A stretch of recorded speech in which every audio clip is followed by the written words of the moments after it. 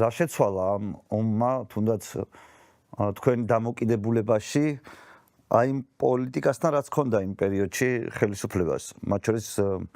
ეს ჟღარუნის პოლიტიკა. დიდად არ შეუცვლია თვითონ სააკაშვილისთვის და ხელისუფლებისთვის, მაგრამ დანარჩენ საზოგადოებაში გააჩინა ომის კომპლექსი და შიში, რაც 90-იანი წლების შემდეგ ესე არ იყო, იმიტომ რომ 90-იანი წლების ომი მაინც როგორ იყო, რომ სადღაც რეგიონში ხდება ომი, მიდიან ქართველი ვაჟკაცი ბიჭები და იმის გამო, რომ სათანადო აღჭურვა არ აქვს, სათანადო იარაღი არ აქვს, ამის გამო ვაკებთ და ხელისუფლება გვყავს ისეთი, რომელმაც ჩაბარა თითქოს ეს ტერიტორიები. ხა მე შორს ვარ მაგაზისკენ, რომ შევარდნაძეც ძალიან კმაყოფილი იქნებოდა თუ ეს კონფლიქტი ჩვენ სასარგებლოდ გადაწყდებოდა, მაგრამ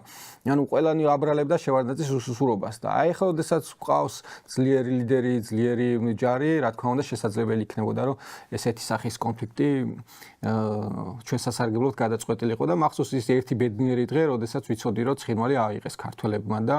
თვლიდით რომ გავიმარჯვეთ და ეს სიხარულიც მაქვს აღწერილი ამაში რომ აი აბედნიერები ვიყავით მაშინ როდესაც იმ დღეს ჩავთვალეთ რომ ცხინვალი ავიღეთ და სამწუხაროდ მხოლოდ ერთი დღე გაგრძელდა ეს და მე უკვე დაიწყო ისეთი დაბომბვა ქართული პოზიციების რომ ყველა პოზიციები დავკარგეთ. და ამან დააკომპლექსა მთელი ქართველი ხალხი და დღეს ფაქტიურად ომი გამოირიცხა, რომ ამ ომზე რიტორიკა და ოპოზიციის პრობლემა დღეს ეს არის, რომ არ ამბობს ცხადად, რომ